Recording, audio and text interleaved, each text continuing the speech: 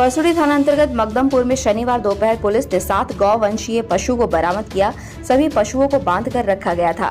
Police ने आसपास मौजूद लोगों से पशुओं के बारे में जानकारी लेने का प्रयास किया, पर पशुओं का कोई भी मालिक सामने नहीं आया। सभी पशुओं को कलियाडीह गौशाला भेज दिया गया। जानकारी देते हुए परसुड़ी थाना प्रभारी राम कुमार वर्मा ने बताया कि सूचना मिली थी कि इलाके में कुछ गौवंशीय पशुओं को रखा गया है।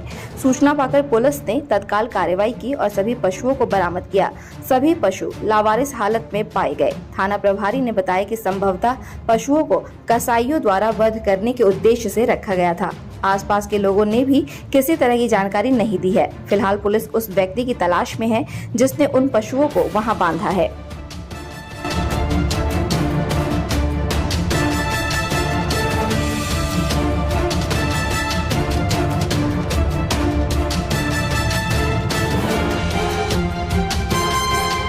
कि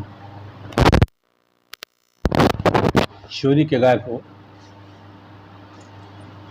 अज्ञात चोरों के द्वारा छुपा करके रखा गया है, जिसके सत्यापन में पहुंचने पर पाया गया कि कुछ गायें लावारिस हालत में बंधी हुई थी, जिसका कोई भी दावेदार सामने नहीं आया।